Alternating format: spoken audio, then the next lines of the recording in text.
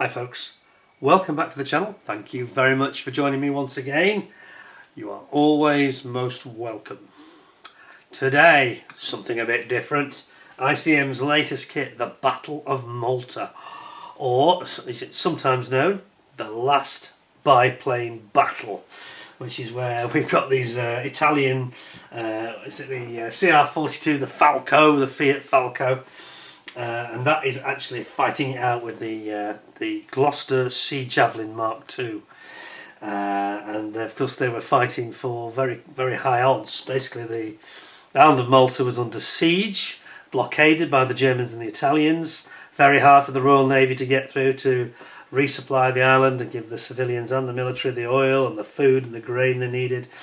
People were starving on Malta. It's terrible. This is in the summer of 1940, so this is when the Battle of Britain was going on. Excuse me. So you can understand why they weren't supplying Spitfires initially, because we needed those back in, we had this dual battle going on, two islands. Obviously the British island was the most critical one.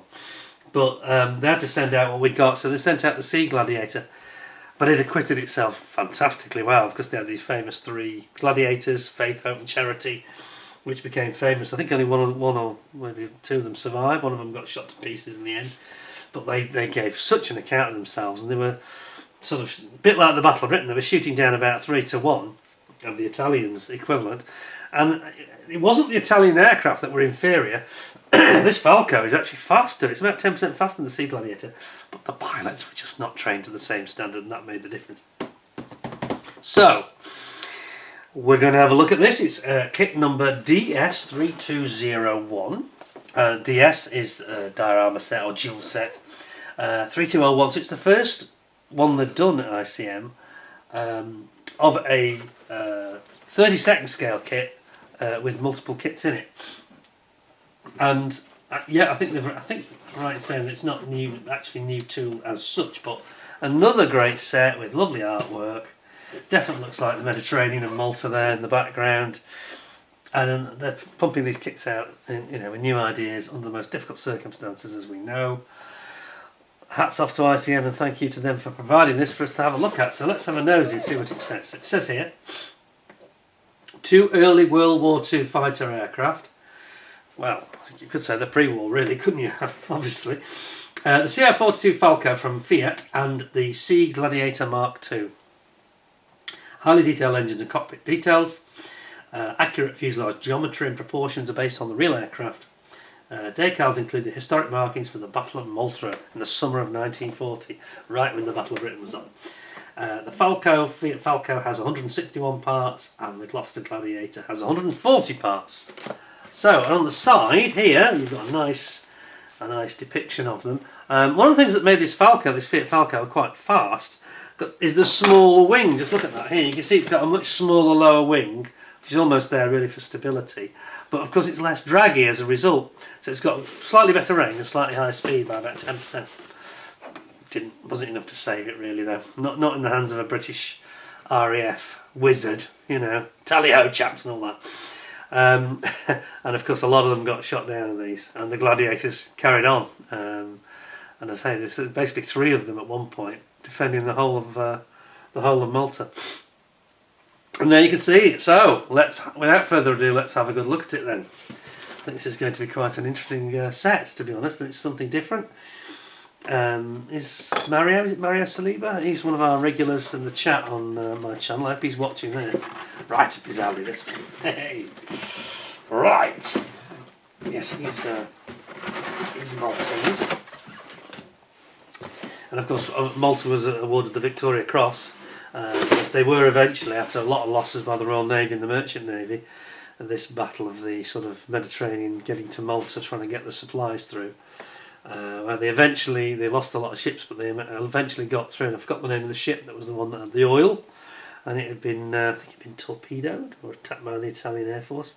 Very badly damaged, but it made it in to Valletta Harbour and it unloaded its oil. So Malta was saved, and they had food and supplies. And then eventually, of course, once the Battle of Britain was won, Britain sent all the Spitfires and Hurricanes. Well, the Hurricanes came across first, and then they started sending Spitfires, and then the Spitfire 5 came. Game over, which secured the island, stopped any German or Italian invasion, and then led to the security of the Mediterranean ultimately later on. So there you go. That's my very potted history of the Battle of Malta. I'm not an expert, obviously. But there we go. Let's have a look what we got. So we've got 2 bags of sprues. And we have got Gladiator. Yes, definitely Gladiator there, isn't it? They're actually quite similar looking aircraft, it has to be said, apart from this wing difference. Let's read about the Fiat then, because I don't know much about it. It's quite a short write-up here, actually. It says... Oops, Decals coming out. It says the Fiat CR42 Falco, or Falcon, is a single-seat biplane fighter and was the main Regia Aeronautica, Italian Air Force, fighter in the initial period of World War II. The aircraft was developed from the Fiat Design Office under the direction of Celestino Rossatelli. Serial production was carried out from February 1939. Well, so it was actually right just before the Second World War. It's quite a... It's surprising that it's so late as a design, isn't it? A biplane like this. I think we'll find out that the Gladiator was much earlier. So it came out in February 39. Bit obsolete, really, wasn't it? I mean, can you imagine one of these against a Spitfire or a Hurricane? No, not going to be. No, that's not going to last long. Anyway, and they produced them between February 39 and June of 1944. That surprises me. Made at the Fiat plant in Turin, which of course is where they filmed the Italian job, where they're running around on the roof. That was the Fiat plant. Yeah, not the one where they go up the ramp, that really weird looking building, but the one where they're going around the roof. It's like an oval, you know. So they had the test track on the roof for Fiat. A total of 1,782 aircraft were produced. Wow. Length 8.25 metres. Wingspan 9.7. Well, the top wingspan, that's the big one. I think it's about 7 for the small wing. Start weight 2.2 tonnes. It's quite light. Engine Fiat A74 with 840 horsepower. I think that's similar to the Gladiator, isn't it? I think it might just be a smidge more than the Gladiator. Maximum speed 441. What's that? 300 miles an hour. It's not bad. It's fairly quick. Yeah, and again, I think that's 10% quicker than the Gladiator. Service ceiling 10,000 metres, 30,000 feet. Range 780 kilometres, looks like about 530 miles, something like that. Armament 2 12.7mm Breda Safat machine guns. That's all it's got, 2 machine guns. Not heavily armoured, is it? There's the other telling thing, actually, because the Gladiator's got twice as many weapons as that. Anyway, let's have a quick looky. I'll zoom you in. So, have a quick look at the artwork there. There you go. Instructions. And then we've got our... there's a few parts you don't use on this particular variant on the sprue map. And then basically we're off. And we have got building up the sort of base of the seat and the cockpit area with the stick. Looks like an oxygen bottle here. Putting in the sides of the cockpit, very much sort of biplane fashion, almost like a wing that wings really. Then we've got the rear of the framing of the cockpit, because it's all like just aluminium tubing, I guess. And then again the framing aluminium tubing on the starboard side. Some decals for the instrumentation. It's got a lot of the instruments are down the side on the right hand side. Then you've got your main instruments that are going to go in the front and stick onto the side of the cockpit. It looks fairly simple. And then that whole assembly then slots into the main fuselage side here.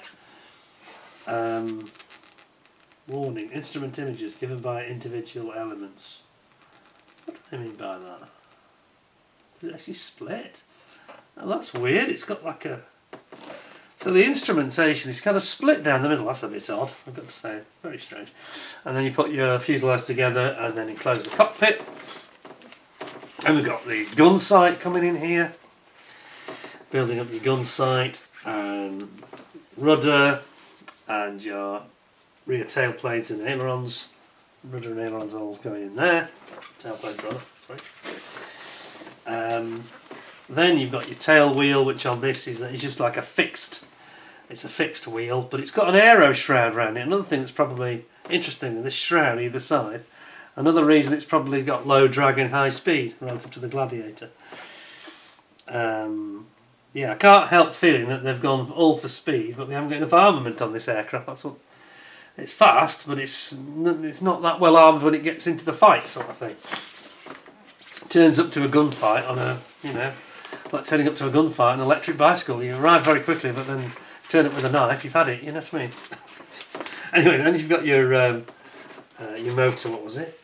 Yeah, the Fiat motor, wasn't it? 840 horsepower. Fair amount of power though. Good power. Putting in your exhausts. They're quite complicated. They're quite elaborate, isn't it? Actually, the way that goes in. Very wingnut wings like, actually. And then you've got your front motor housing, where the actual drive shaft comes out. You've got your push rods there, driving the valves at the front, and then you've got your cowling going on, your shrouding going around further back where the exhaust is, the sort of fluted cowling, and you've got your outer cowl ring at the front, top access cowls panels coming in. What's that? Is that the magnetos? Again, we could do with some description. Yeah, there's no description. There are two variants there, two versions here. And then we have got the exhaust. Is it exhaust? Yeah. The exhaust shrouds that are being built up here, going in around the cowling on both sides for the exhaust exits. And then you've got the actual wing, so it's the bottom wing, the short wing. This is what gives it that extra bit of speed, because it's quite a diddy little wing, and it's really there for stability rather than anything else, and to give strength for the upper wing. Big cabane struts coming in here, and then they're being mounted into the main fuselage, top of the fuselage there, and then your second big cabane struts, which are mounting on the wings itself. So it looks quite a strong package. It's got a lot going for it. Just strikes me as being underarmed in terms of weapons, that's all. It seems to be quite a decent plane, in fundamentally sound design. It's got lots of power, just hasn't got enough clout when it gets into the battle with the Gladiator. It's going to have twice as many guns firing at it than it's got to fire back with. Then we've got the top wing coming together here, putting on your ailerons, there we go. And then finally bringing that top wing down onto the struts, building up your propeller and your spinner, and then you've got your wheel spats, your fairings around the wheels and main gear. And we have a secondary strut which gives them more strength, which tells you probably they didn't make it strong enough in the first place, because I don't think the Gladiator needed that. And then those are mounted in under the underside of the main, low wing, I should say. And then there's another strut. Oh gosh, so they've got secondary struts. So they've got double struts.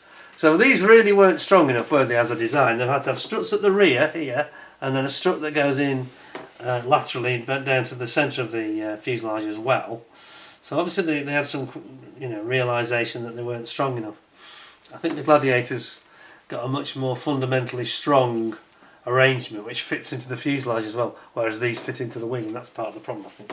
Anyway, there you go. There's your finished Fiat Falcon, basically, and you've got a little bit of template to do for the little vestigial windscreen, which I think the template, I'm sure, will be fine. You don't need to buy a mass set for this one, I don't think. And there we go. So there we have got it. This particular one is based in Ursel in Belgium. Really? Belgium, November 1940. That's odd, isn't it? And then you've got Sicily. This one is in Sicily. Now, I know there is a separate sheet, I'll just show you quickly, for the Malta version. So here's the Malta one in my right hand. That's the Sicily one. This is the Malta version, separate call-out sheet, so that's the one you really want. Based in Sicily and attacking Malta. So the other one is actually a year later. So there you go, that's nice, that's a nice colour call-out. Right, excellent. So, before I zoom back, let's just have a look at these decals, because they're very nice, aren't they? I always thought the Italian markings, I've always thought they're very odd. There's a name for them, isn't there? What's the name? Go on, shout out, you experts. But it's got some nice, lovely graphics here. Nice decals, all looks very nice. Perhaps a little bit more carrier film sort of halo around the actual decal than I might like. I think this is a slightly older tool kit though, so bear that in mind. Can you see what I mean there? Yeah, it's got a bit of a halo. You might want to just trim them back ever so slightly, especially here. This side and this side, a little bit overlap. Yeah, see it? But other than that, they're really nice decals, nice colours, nice and bright. Absolutely no problem really. You know, if you are putting a nice top coat, a gloss top coat down for your decals anyway, you may not have a problem with it anyway. So I always like to have the decals as minimalistic as possible really, because due to experience, you know, once bitten twice shy. Had a few problems in the past, obviously, with silvering, and some of you have seen some examples of that, so I'm not perfect, that's for sure. Right, so now then, make sure we get the right aircraft. I'm pretty sure this is the Fiat. This is the one we need. It is with its little wings. Yes, the little wings are really stubby. Right, let's get that out then. We'll move the Gladiator to one side. We have seen the Gladiator. I've done a separate review on that, so I might not do on that for too long. This is the one we haven't seen. I haven't anyway. Let's have a good old look at this. It's not much, not a huge amount of sprues. We've got a little vestige of windscreen. I thought I had a mark on it. It's not. It's on the bag. I won't get it out of the bag. There's not much point really. It's only this one piece and a couple of lights, but they've done that quite nicely. If we can get the light on it. There we go. There we are.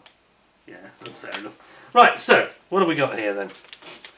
Let's have a look at this. So this has got our little mini wings. Look how small they look. It's actually, you know, more extreme than it seems, than I thought actually. Look at the difference in this is wing, lower wing and upper wing. There's a huge difference in size there, isn't there? Yeah, that's quite a big differential. Let's just zoom back a bit more. That's got a massive differential between the two. Yeah. So they're just this little stubby wing at the bottom, but they've got nice, you know, the fabric stretching over the actual, all the formers, the ribs, and they've done that really nicely. Let's come a bit closer. See what I mean? And then you've got your push rods there, your short cabane struts, they look nice. It's a nice kit this actually. It's right up to the standard, isn't it? I think they're going to be, this is a great sort of dogfight double as Airfix would call it, of course. I know we're with ICM today, but that is the parlance we're used to, isn't it? Dogfight double. There's your exhausts. Oh, there's a tiny bit of flash on that one, I don't know if you can make that out. Probably can, that top bit just being a bit picky, but there's a little flash there which is perhaps just showing it's not the very latest till from ICM. Other than that, it's pretty clean. Can't see any other faults really. You've got cabane strut there with a pitot on it. So that's that one. Then we've got our propeller, nice propeller there. ICM have put the stub from the sprue, the contact point, just in the right place so it's not going to get in the way. That area that it's in is going to be covered by the spinner. You don't really need to bother cleaning it up really much, just snip it off and off you go. So I like it when they do this, you know. Other manufacturers still, even the good ones like Tamiya, still sometimes putting them where you've got to do a bit of a clean up, which is a bit of a pain really. Here you've got this is the undercarriage where the support legs are, and these struts I mentioned. So obviously they didn't build this strong enough because it's got to have struts there, and it has those struts sort of laterally and front and rear and side to side as well, just to give it that extra strength. Huh, interesting. Then you've got your main gear holders for the wheels there. You've got the big cabane struts that go on the far end of the wing here. The exhaust parts, there's the oxygen bottle. Yeah, it's nice, isn't it? Not much wrong with that, that's very nice. And then we've got the main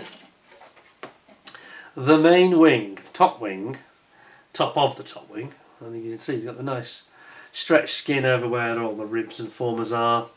Then you've got the same sort of thing here at the back for the tailplane where the elevators go. That's the rudder. These are the rudders here. Those are the tailplanes, elevators. So. And here's the inboard part of the tailplane, horizontal stabilisers.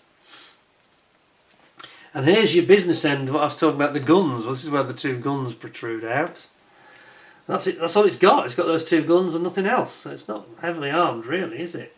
You know, it's like they got all the aircraft bits, and maybe they wanted to keep it very fast, like a fast interceptor, but pretty thinly armoured, I would say that. I think the Brits, like the Germans, went for a much more heavily armoured aircraft. Here you've got you can see here what I was talking about. You've got, this is the other side of the gear, the spats that are the aerodynamic shrouding around the main gear. You've got option for a bomb here. I won't be bothering with the bomb. Don't think it showed that in the instructions, did it? I don't remember the bomb. I think that's not used in this variant, really. This is here to dogfight and get air superiority, this one. That is the name of the game here, Battle of Malta. The bombers, they had the Aeromacchi and Fiat bombers doing that for them, really. It's nicely moulded, isn't it? Is that a flash? No, it's not. It's part of the design. Oops. Pardon my ignorance. Right, and then finally, on this Falcon, we've got the main fuselage, which is not very different to the Gladiator in terms of the construction. You know, it's metal at the front and it's stretched fabric at the rear. Very similar to the Hurricane, but of course that's a monoplane. And then we've got these rather plain-looking, non-treaded tyres and wheels. You've got the boss here for your propeller, and then you've got this slightly strange, I think anyway, split instruments. Is that the way they were on the real aircraft? I'm thinking it probably was, and that's why they've depicted it like that. Well, there you have it. So that's your Fiat. I think if I'm going to give them independent scores, these two aircraft. I think it's the only way. I think it's a 9.5. Just a little bit of flash, just not problem flash. No, I'm being picky, I know, but there are just tiny bits, hints of flash just here and there, but very little of it. Please almost ignore me because it's so little. I'm just being picky, but I think maybe 9.5. You know, I think that's fair. But it's a nice kit. It looks like it'll go together pretty well. Were there any guns? I think there were, but I perhaps missed them at the beginning. Was it on here? Bum, bum, bum, bum. Where are the guns? Where are guns?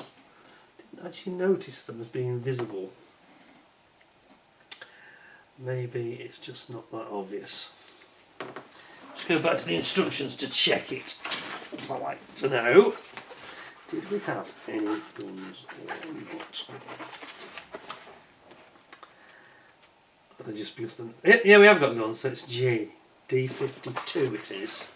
It's the muzzles. D52, D. Is that D? Oh, doesn't say what it is. D, which is this one.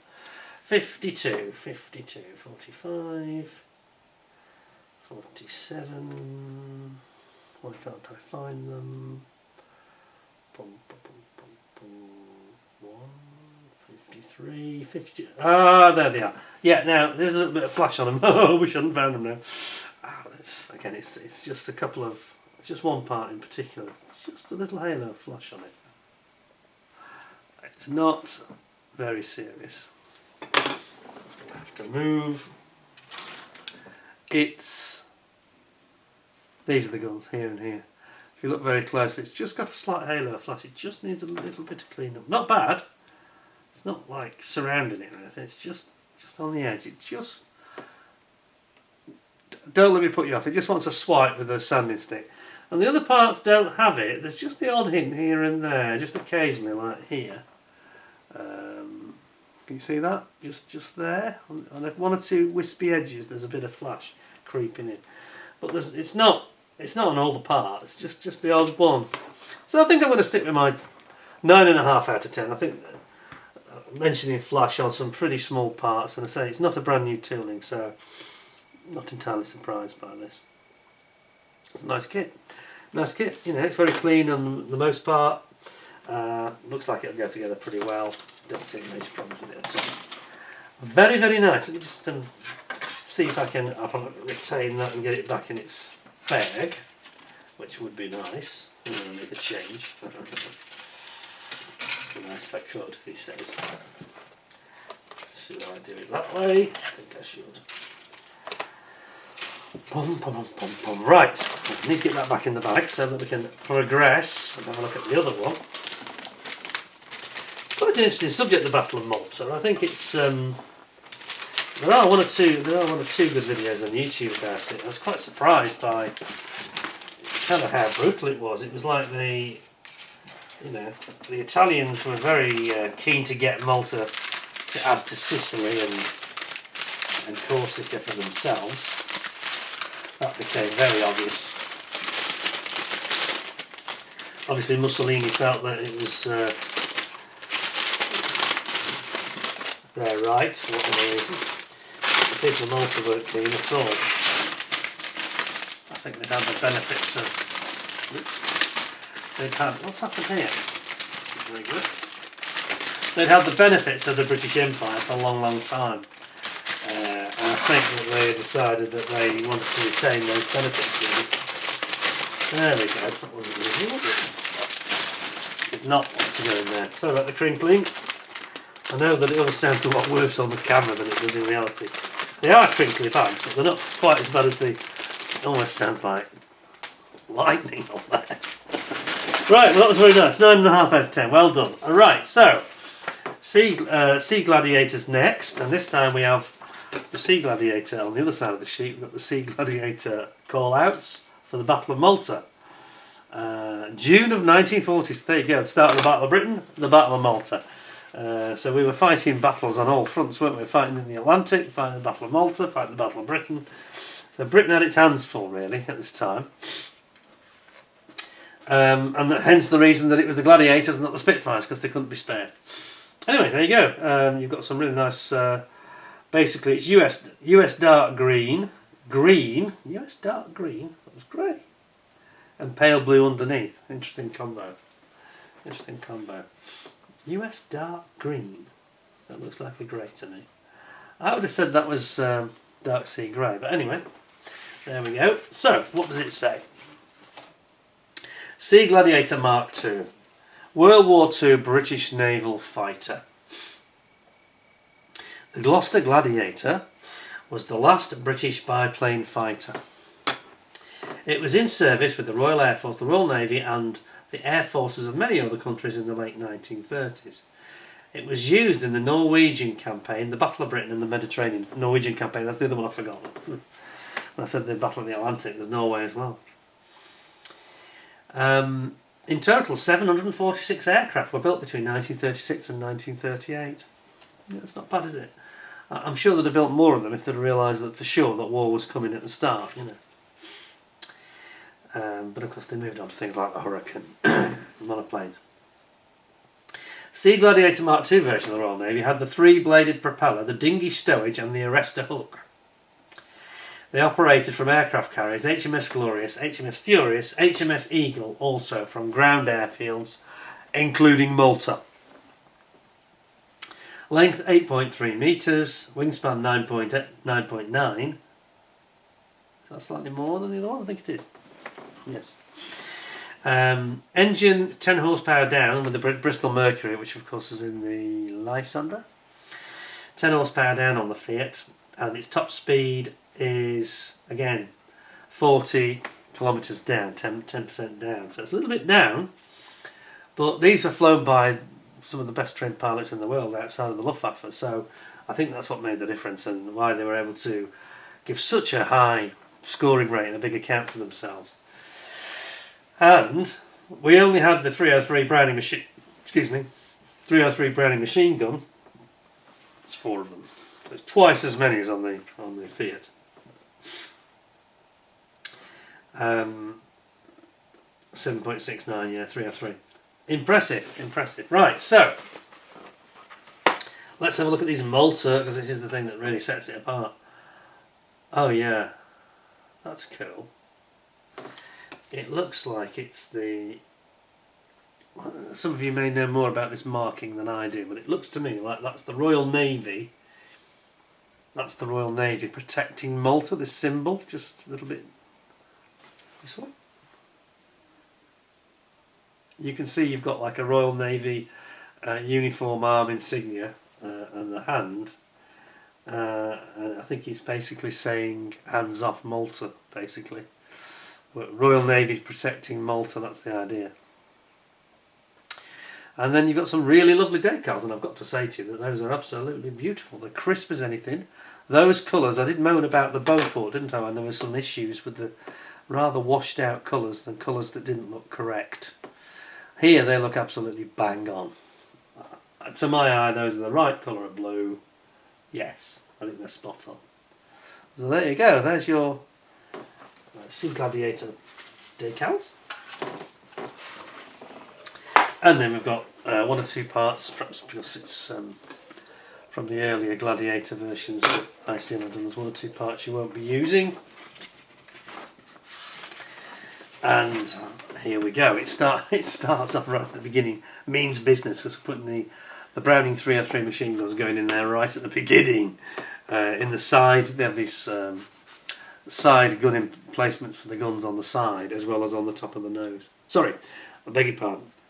Side on the nose and on the wings, like on a monoplane, which gives it quite a good spread as well.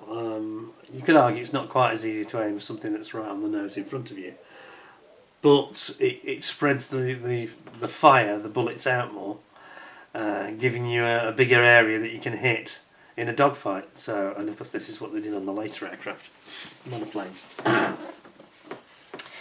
Then we've got our fuselage coming in. You're going to build up the fuselage sides with this framework, very similar to the Fiat. Building up the base of the cockpit area with all the framework. You've got these there's a gear here where this would be for controlling the rudder pedals, operating a gear via a chain that operates the control surfaces at the back via a cable. Seat adjuster, you've got your stick here. Then we've got that sort of floor and seat going into the main fuselage at the side. We haven't got any strange split instruments here, just a conventional one that goes at the front here.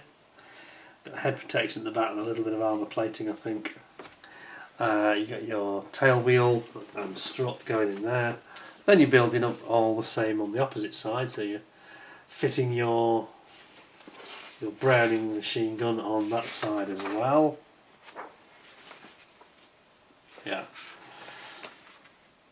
I know it gives you the part numbers, but that's a little bit like an optical illusion. You could actually, I believe that was when I first looked at that and started talking here, I thought that was the starboard side, but it's not. It's an illusion. Just slightly confused. Anyway, as long as you follow the numbers, you'll be alright. Then you've got the other parts of the framework around the cockpit interior on this side, starboard side, bringing in both sides of your fuselage. Then you're mounting for the gun sight here. And then we've got our rudders coming in and building up your tailplanes and your elevators, horizontal stabilisers going in there. And there's a door for the pilot as well, a bit like a Hurricane.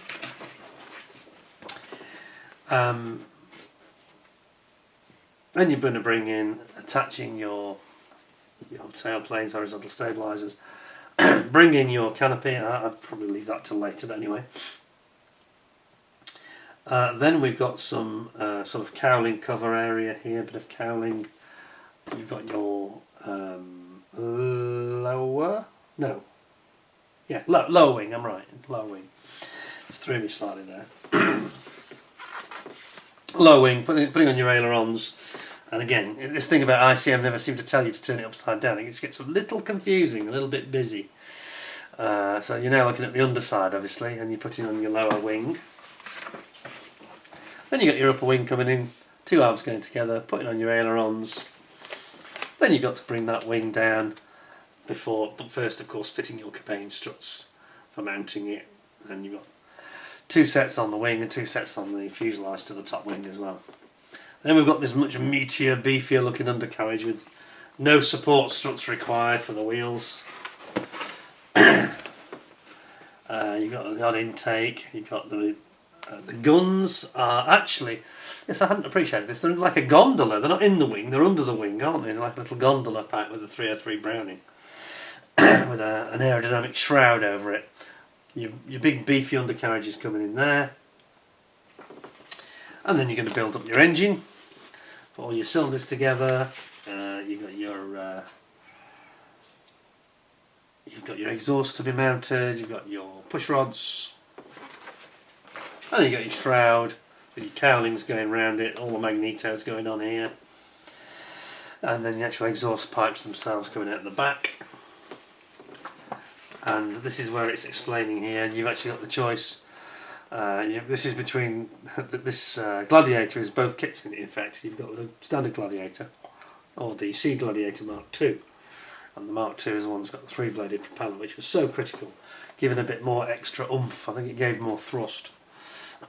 Quite important. Probably making it a lot more effective than even though it's 10% down on the Fiat. Yeah, it's probably very similar in performance terms in real terms. And it just explains there's a little bit of rigging. A bit of rigging to do there on your struts, and a little bit of rigging at the back as well on the tail planes. And then basically a bit more rigging. Oh, there's quite a bit of rigging. Not made overly clear, but yeah. So you've got more rigging here that goes down from the top strut down to the base of the lower wing, and then finally there's a little bit of masking to do if you've got a full cockpit on this one. I mean, this one's much more of an all-weather interceptor because it's got a proper cockpit canopy. And there we go, Orkney Islands in 1940, HMS Furious in May 1940, on its way to Malta probably, HMS Eagle in the summer of 1940 as well. And then on the back it's actually got the Malta scheme. So why have they produced it twice then? It's a bit confusing. Yeah, they've actually produced the Battle of Malta markings twice for the same aircraft. Strange. Anyway, there we have it. So, go on then. I'll spoil you. I'll show you the whole kit. Even though I've seen it before. It'll be a nice refresher. It's not a big one, so it won't take long. Why not? In for a penny, in for a pound, as they say. But it's nice to have a subject that's quite an interesting and different subject, instead of just the Battle of Britain or, Stalingrad or something kind of predictable. The Battle of Malta, it's not as well known around the world, that battle, is it? And it was a desperate battle. The poor people on Malta were getting bombed and they were starving, and it's a tough situation. If you're on an island, the same thing happened on Jersey, didn't it? Until the end of the war, they were starving. And the Channel Islands, and that was near home, It's easy to blockade an island and cause massive problems. So then, now remember this is a much newer kit. This is only 2 years old, if that. So you're going to find this quite pleasant, I think. Less of the flash problems, I think. Sure enough, if you look at the details here, you'll see a much crisper, newer looking product. And you can see that in the sort of standard. The moulding with the stretch skin effect is kind of more subtle, but very crisp. Got some excellent details here, very crisp moulding.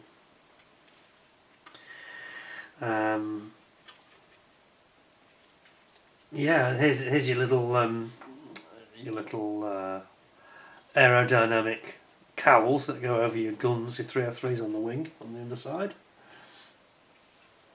Cowls for the engine there. Then here's your top wing. Beautifully moulded, that. Really crisp. It's very thin as well. It's very light wing nut wings. It's not that apparent on the camera, but this is quite see-through at the leading edge and the trailing edge.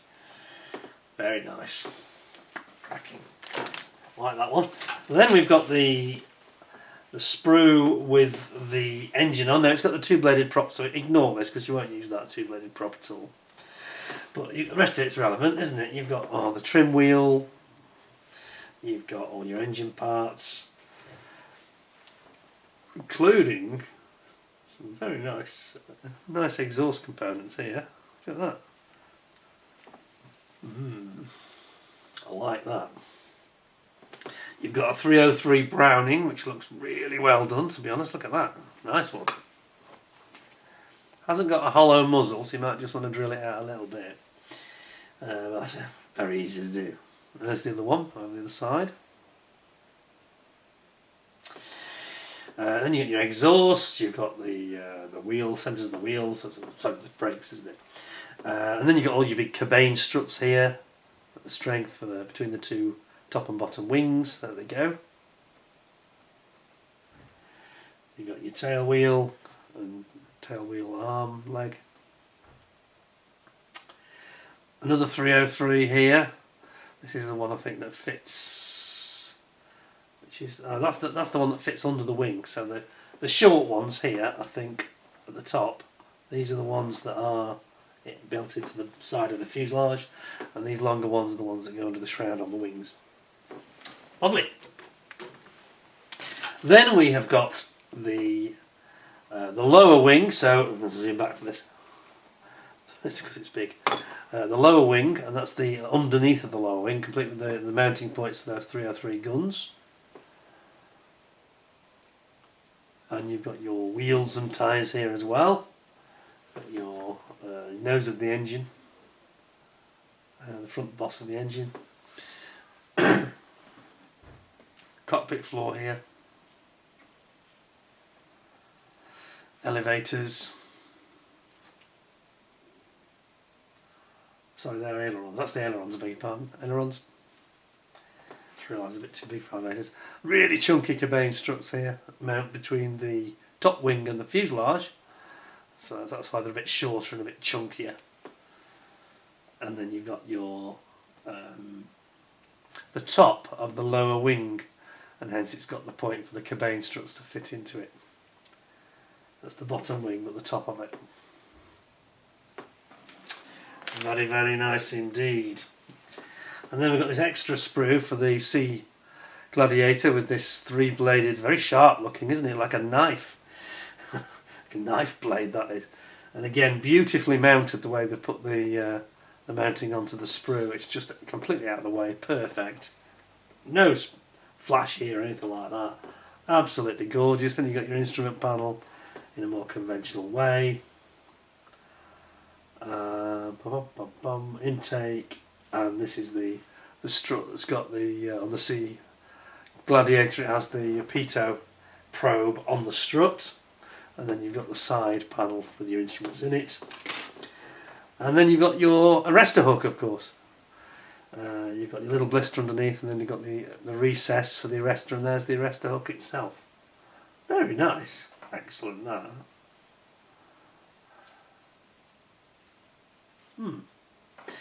And then last but not least, we have got the actual fuselage itself. Beautiful sculpturing of the stretched skin over all the ribs for the main fuselage down to the tail. On the other side you've got the cutout here for the door. What a corker. It's a nice kit, this Gladiator. It's definitely a strongly recommended one. There's no flash here today, not on this version. I think this is going to get an even higher score. Now, can I get into this? Because this is proving a little bit of a krypton factor challenge. Ah, there we go. Can't see where it's like when you've got the sellotape, you can't see where the end of the tape is. There we go. There we are. Whoops. Right. Now then. There you go. ICM right on form with their clear parts. And they've obviously had the young man with his bamboo polishing stick. He's been rubbing the tool with his stick, and he's got a beautiful, gorgeous glass finish. There we go. There's your main canopy, sliding canopy, and then the rear canopy. Yes, that's really nice. That's as good as anything you'll see, I think. A modern, bang up to date, high quality clear part if ever I saw one. So, where do we stand with this one then? I see no faults. Maybe They could have been a bit clearer in the instructions, I think. I still find that it's the weak point on the ICM kits these days, because they've got such strength in the plastic. The instructions could do with a bit more work. However, we all know the situation they're in, and I'm not trying to give them a get out of jail free card, but that's something that takes people, you know, to do translations and a bit more description, and they're just focusing on getting the kit out in a way that's understandable and you can build. And it just requires perhaps a little bit more going through on the instructions to really understand them well, and not get yourself down a blind alley, especially when they have, particularly true when they have more than one variant. Sometimes it's not overly clear. Sometimes it's not overly clear, and it could do with a bit more clarity, I think. But that is a beautiful, really nice kit.